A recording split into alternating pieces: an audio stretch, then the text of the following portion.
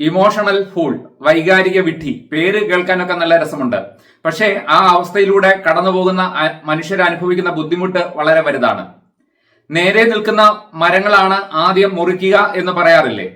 അതേപോലെയാണ് മനുഷ്യരുടെ കാര്യത്തിലും. നമ്മളുടെ നല്ല ചില സ്വഭാവങ്ങള് അത് നമുക്ക് തന്നെ ദോഷമായിട്ട് മാറുന്ന അവസ്ഥയാണിത്. നിങ്ങള് ഒരു കുടുംബത്തില് സഹോദരങ്ങളിൽ കുറെ സഹോദരങ്ങൾ ഉണ്ടെന്ന് ചിന്തിക്കുക. അതിനകത്ത് ഏറ്റവും നല്ല വ്യക്തി നിങ്ങളാണെങ്കിൽ മറ്റ് സഹോദരങ്ങളോട് സഹോദര സ്നേഹമുള്ള, കാരുണ്യമുള്ള, ദയയുള്ള, കുടുംബത്തോടെ ഒരു കുടുംബത്തിന്റെ അഭിവൃദ്ധി മൊത്തത്തിൽ ആഗ്രഹിക്കുന്ന ഒരു വ്യക്തിയാണ് നിങ്ങളെങ്കിൽ ആ കുടുംബത്തിൽ ഏറ്റവും കൂടുതൽ അവഗണന നേരിടാൻ സാധ്യതയുള്ളത് നിങ്ങൾക്കാണ്. കുടുംബ സ്വത്ത് വീതം വെക്കുന്ന കാര്യത്തിൽ മുതൽ എല്ലാ കാര്യത്തിലും മറ്റുള്ളവരൊരു തീരുമാനമെടുക്കും. ഇവന്റെ അടുത്ത് അല്ലെങ്കിൽ ഇവളുടെ അടുത്ത് എന്ത് കാണിച്ചാലും ഒരു കുഴപ്പമില്ല എന്നുള്ള ഒരു രീതിയിലായിരിക്കും അവിടെ സ്വത്ത് ഭാഗം വെക്കുന്ന അടക്കമുള്ള കാര്യങ്ങൾ. വിലയില്ലാത്ത ചതുപ്പോ താമസയോഗ്യമല്ലാത്ത പാറ പുറമായിട്ടുള്ള പറമ്പോ ഒക്കെ ആയിരിക്കും അങ്ങനെയുള്ള വ്യക്തിക്ക് കുടുംബത്തിന്റെ സ്വത്തായിട്ട് ലഭിക്കുക. കാരണം തനിക്ക് വേണ്ടുന്ന കാര്യങ്ങൾ ചോദിക്കാനും വാദിക്കാനും ഒന്നും അവർ നിൽക്കില്ല. ബന്ധങ്ങൾ തകരുമോ എന്നുള്ള ഭയം. അതുപോലെ കുടുംബത്തിന്റെ ഉത്തരവാദിത്തം ഏറ്റെടുക്കുന്ന മൂത്ത ജ്യേഷ്ഠനോ ഇളയ ആളോ ആരെങ്കിലും ആകാം, കുടുംബത്തിന്റെ ദാരിദ്ര്യം മാറ്റാനൊക്കെ വേണ്ടി സ്വന്തം ജീവിതം പോലും മറന്ന്, വിവാഹമൊക്കെ പോലും മറന്ന് കുടുംബത്തിന് വേണ്ടി പണിയെടുക്കും. ഏറ്റവും അവസാനം ഇതേ സഹോദരങ്ങൾ തന്നെ തിരിച്ചു ചോദിക്കും, ചേട്ടൻ അല്ലെങ്കിൽ ചേച്ചി എന്താണ് ഞങ്ങൾക്ക് ചെയ്തത് എന്ന്. ഒരു പക്ഷേ അവിടെ നമുക്ക് വാദിച്ച് ജയിക്കാൻ കഴിയില്ല. ചിലപ്പോൾ നമ്മൾ വാദിച്ചാൽ പോലും, നമ്മളുടെ ഭാഗങ്ങൾ പറഞ്ഞാൽ പോലും അത് കേൾക്കാനോ വിശ്വസിക്കാനോ നമ്മളുടെ ഈ സഹായം നേടിയ നമ്മളുടെ സഹോദരങ്ങൾ നിന്നു തരണമെന്നില്ല. ഇത് സഹോദര ബന്ധത്തിൽ മാത്രമല്ല കേട്ടോ. അച്ഛൻ, അമ്മ, മക്കൾ, അങ്ങനെ എല്ലാ ബന്ധങ്ങളിലും ഈ തരത്തിലുള്ള വൈകാരികമായ ഒരു പിന്തള്ളൽ എല്ലാവരെയും സ്നേഹിക്കുന്ന വ്യക്തികൾക്ക് കിട്ടാറുണ്ട്. ചില മക്കൾ കാണാൻ വയ്യേ മാതാപിതാക്കളുടെ അടുത്ത് വാശി പിടിച്ച് പല കാര്യങ്ങളും നേടിയെടുക്കുന്നത്. നമ്മളുടെ ദൗർബല്യം എന്താണെന്ന് മറ്റുള്ളവർ മനസ്സിലാക്കി കഴിഞ്ഞാൽ അവർ നമ്മളെ ചൂഷണം ചെയ്യുന്ന അവസ്ഥയാണിത്. അരം അരം കിന്നരം എന്ന് പറഞ്ഞ് 1985 ഇറങ്ങിയ ഒരു മലയാള സിനിമയുണ്ട്. ആ സിനിമയിൽ മോഹൻലാലും ശങ്കറും ഒക്കെയാണ് അഭിനയിച്ചിരിക്കുന്നത്. പ്രിയദർശനാണ് സംവിധാനം ചെയ്തിരിക്കുന്നത്. ശ്രീനിവാസന്റേതാണ് കഥ. അതില് തിലകൻ ഒരു വലിയ മുതലാളിയാണ്. MN നമ്പ്യാർ എന്ന് പറഞ്ഞ വലിയൊരു മുതലാളിയാണ്. അദ്ദേഹത്തിന് ആ ബിസിനസ് കിട്ടിയത് അദ്ദേഹത്തിന്റെ ഗുരുവായിട്ടുള്ള ബിസിനസ്സിലെ അദ്ദേഹത്തിന്റെ ഗുരുവായിട്ടുള്ള വ്യക്തി ബ്ലഡ് ക്യാൻസർ വന്ന് മരിച്ചതാണ്. അദ്ദേഹത്തിൽ നിന്നാണ് തിലകൻ ആ ബിസിനസ് കിട്ടിയത്. തന്റെ ആ ഗുരുവിനോടുള്ള സ്നേഹം കൊണ്ട് ആ നഗരത്തിൽ ആര് ബ്ലഡ് ക്യാൻസർ രോഗികൾ വന്നാലും അവരുടെ ചികിത്സാ ചെലവെല്ലാം തിലകൻ ഏറ്റെടുക്കും. ഇത് മനസ്സിലാക്കി രോഗമില്ലാതെ, ക്യാൻസർ ഇല്ലാതെ ക്യാൻസർ ആണെന്ന് അഭിനയിച്ച് അവിടെ ശങ്കർ ജോലിക്ക് കയറുന്നതും ബ്ലഡ് ചേഞ്ച് ചെയ്യാനുള്ള സമയമായി എന്ന് പറഞ്ഞ് മുതലാളിയെ പറ്റിച്ച് പണം വാങ്ങി മദ്യപിക്കുന്നതും ഒക്കെ ആ സിനിമയിൽ കാണാൻ സാധിക്കും. ഇത് നമ്മളുടെ ജീവിതത്തിലുമുണ്ട്.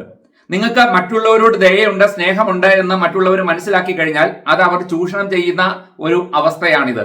കുടുംബത്തിലെ മാതാപിതാക്കളെ പറ്റിക്കുന്ന മക്കള്, മുത്തച്ഛന്മാരെ പറ്റിക്കുന്ന കൊച്ചുമക്കള്. ഈ അടുത്ത സമയത്ത് ഞാനൊരു ട്രെയിനിങ് പ്രോഗ്രാമിൽ പോയപ്പോ അവിടെ ഒരു വ്യക്തി ഈ അവസ്ഥ എന്നോട് പറയുകയുണ്ടായി. അദ്ദേഹം ഗൾഫിൽ പോയി ഏതാണ്ട് 35 വർഷത്തോളം ഗൾഫിൽ വളരെയധികം കഷ്ടപ്പെട്ടിട്ടാണ് പണം സമ്പാദിച്ചത്. ഒന്നുമില്ലാത്ത കുടുംബമായിരുന്നു. 3 മക്കളുണ്ട്. അതിനകത്ത് മൂത്ത മകനോട് ഇദ്ദേഹത്തിനൊരു പ്രത്യേക വാത്സല്യമുണ്ട്. അത് മനസ്സിലാക്കിയ ആ കുട്ടി എല്ലാ ആവശ്യങ്ങളും ഈ മുത്തച്ഛനെ കൊണ്ട് നിർവഹിപ്പിക്കും. ഇന്ന് കുറച്ച് ലഹരിയുടെയൊക്കെ പുറയിലാണ് അദ്ദേഹം. അതിനു വേണ്ടിയിട്ടുള്ള പണമാണ് മുത്തച്ഛന്റെ കയ്യിൽ നിന്ന് വാങ്ങിക്കുന്നത്. കൊടുക്കാനുള്ളതെല്ലാം കൊടുത്തു കഴിഞ്ഞു. ഇപ്പോൾ കഷ്ടപ്പെട്ടുണ്ടാക്കിയ വസ്തു വിറ്റ പൈസയാണ് കൊച്ചുമകന് കൊടുത്തുകൊണ്ടിരിക്കുന്നത്. ഞാൻ ചോദിച്ചു, ഇത് തെറ്റിലേക്കാണ് കൊച്ചുമകൻ പോകുന്നതെന്ന് മനസ്സിലാക്കിയിട്ട് പിന്നെ എന്തിനാണ് ഈ വസ്തുവൊക്കെ വിറ്റ് പൈസ കൊടുക്കുന്നത് എന്ന് ചോദിച്ചപ്പോൾ അദ്ദേഹം പറയുകയാണ്, എനിക്കറിയാം അവന്റെ പോക്ക് നാശത്തിലേക്കാണെന്ന് എനിക്കറിയാം, പക്ഷെ അവൻ ആത്മഹത്യാ ഭീഷണി മുഴക്കുന്നുവെന്ന്. ഇവിടെ അദ്ദേഹം തുടർന്നൊരു കാര്യം കൂടി പറഞ്ഞു. കൊച്ചുമക്കളിൽ ഒരാളെ കൂടുതലായിട്ട് സ്നേഹിച്ചതുകൊണ്ട് മറ്റു മക്കൾക്കും കൊച്ചുമക്കൾക്കും ഒക്കെ ഇപ്പോൾ ഈ മുത്തച്ഛനോട് ദേഷ്യമാണ്. എന്തിനേറെ പറയുന്നു, അദ്ദേഹത്തിന്റെ ആ മൂത്ത മകൻ തന്നെ പറയുന്നത് അച്ഛനാണ് എന്റെ മകനെ വളർത്തി വഷളാക്കിയത് എന്നാണ് പറയുന്നത്. ആ മുത്തച്ഛന്റെ വാത്സല്യം, സ്നേഹം അത് ആ കൊച്ചുമകന് മനസ്സിലായി. കൂടുതൽ സ്നേഹം അവനോടുണ്ടാകുന്നു. അത് അവൻ ചൂഷണം ചെയ്യുകയാണ്. ആത്മഹത്യയുടെ പേര് പറഞ്ഞ് ഭീഷണിപ്പെടുത്തി അത് ചൂഷണം ചെയ്യുകയാണ്. നിങ്ങളുടെ വീട്ടിൽ ഒരാൾ പണം കടം വാങ്ങാൻ വേണ്ടി വരുന്നു. നേരത്തെ കടം വാങ്ങിയ പണം നിങ്ങൾക്ക് തരാനുണ്ട്. നിങ്ങൾക്കറിയാം ഈ പ്രാവശ്യം അദ്ദേഹം വന്നിരിക്കുന്നത് നിങ്ങളുടെ കയ്യിൽ നിന്ന് വാങ്ങിക്കുന്ന ഈ പണം തരാനല്ല എന്ന് നിങ്ങൾക്ക് ഉറപ്പായിട്ട് അറിയാം. പക്ഷെ നോ പറയാൻ നമുക്ക് കഴിയുന്നില്ല. അവിടെ നമ്മൾ പറയുകയാണ്, നേരത്തെ വാങ്ങിയ പണം തരാനുണ്ടല്ലോ എന്ന് പറയുമ്പോൾ അതൊക്കെ തരാമെന്ന് അവർ പറഞ്ഞ് അല്ലെങ്കിൽ കൂടുതൽ ദുരിതം പറഞ്ഞ് നമ്മുടെ കയ്യിൽ നിന്ന് പൈസ വാങ്ങിച്ചുകൊണ്ട് പോകുമ്പോൾ കൊടുക്കാൻ നമുക്ക് ഒട്ടും മനസ്സില്ല. പക്ഷെ നോ പറയാനുള്ള ശക്തിയില്ല. നോ പറഞ്ഞാൽ ബന്ധം തകരാറിലാവുമോ? ഈ വ്യക്തി, നമ്മുടെ സുഹൃത്തായിട്ടുള്ള ഈ വ്യക്തി നമ്മുടെ ശത്രുവായിട്ട് മാറുമോ എന്നുള്ള ഭയം കൊണ്ട് മനസ്സില്ലാ മനസ്സോടെ വീണ്ടും നമ്മൾ ആ പണം കൊടുക്കുന്നു.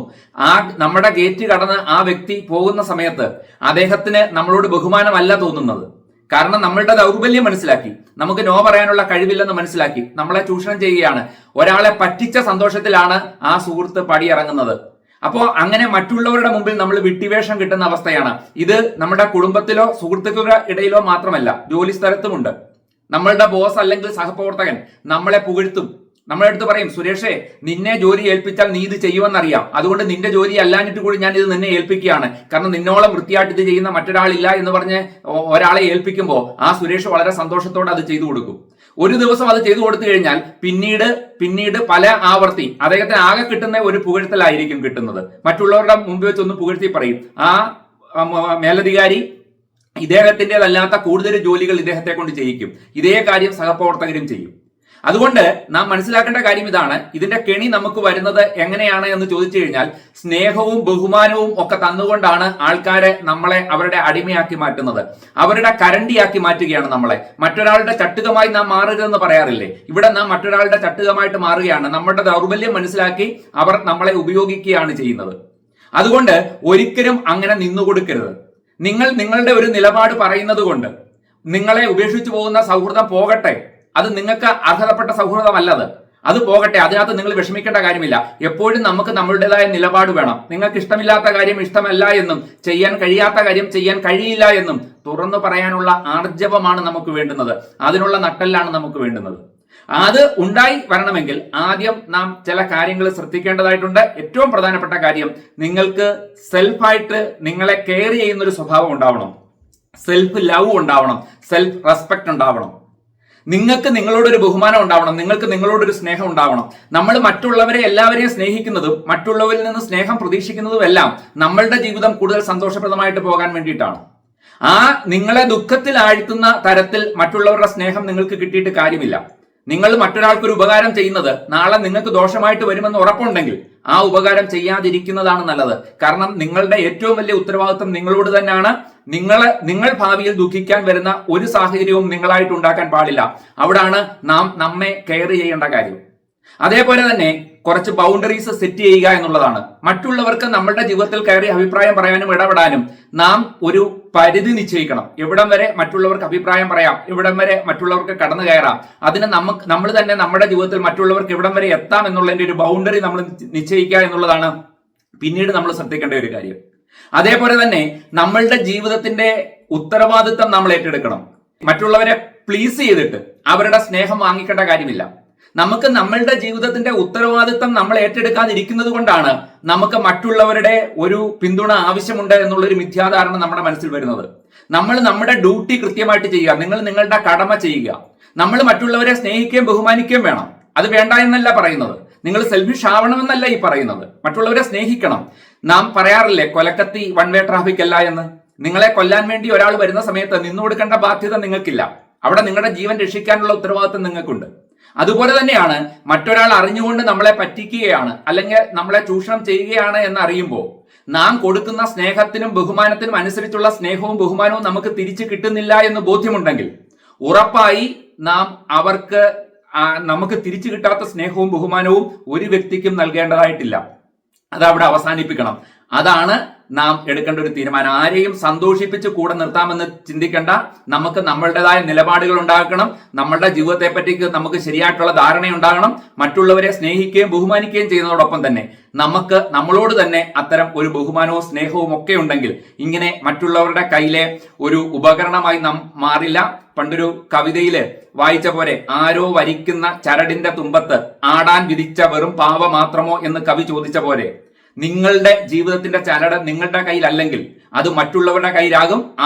അവര് ആ ചരട് വരിക്കുന്ന അനുസരിച്ച് അവരുടെ ഇഷ്ടത്തിനനുസരിച്ച് തുള്ളുന്ന വെറും ഒരു പാവ മാത്രമായിട്ട് നമ്മുടെ ജീവിതം മാറും. ആരാണോ നമ്മളെ അങ്ങനെ ഉപയോഗിക്കുന്നത്, അത് നമ്മുടെ കുടുംബത്തിലുള്ളവരായിക്കൊള്ളട്ടെ, നമ്മുടെ സുഹൃത്തുക്കളായിക്കൊള്ളട്ടെ, നമ്മുടെ ജോലി സ്ഥലത്തുള്ളവരായിക്കൊള്ളട്ടെ, സമൂഹത്തിൽ നമ്മൾ ഇടപെടുന്ന മേഖലകളിലുള്ള മറ്റു മനുഷ്യരായിക്കൊള്ളട്ടെ, അവരൊന്നും തന്നെ നമുക്ക് വിലയോ സ്നേഹമോ തരില്ല. അവരുടെ മുമ്പിൽ നാം പരിഹാസപാത്രമാകുക മാത്രമാണ് ചെയ്യുന്നത്. അതുകൊണ്ട് അത്തരം സ്വഭാവ സവിശേഷതയുണ്ടെങ്കിൽ തീർച്ചയായും അത് മാറ്റിയെടുക്കുക, അതിനു വേണ്ടിയിട്ട് പരിശ്രമിക്കുക. അതേപോലെ അത്തരം സ്വഭാവ വിശേഷങ്ങളുള്ള നിങ്ങളുടെ സുഹൃത്തുക്കൾക്ക് ഈ വീഡിയോ നിങ്ങൾ ഷെയർ ചെയ്യണം. അത്തരം അനുഭവങ്ങൾ നിങ്ങൾക്കുണ്ടെങ്കിൽ ഈ വീഡിയോയിൽ കമന്റായിട്ട് രേഖപ്പെടുത്തണം. അത് മറ്റുള്ളവർക്കും ഒരു സഹായകരമായിട്ട് മാറും. മറ്റൊരു വീഡിയോയിൽ വീണ്ടും കാണാം.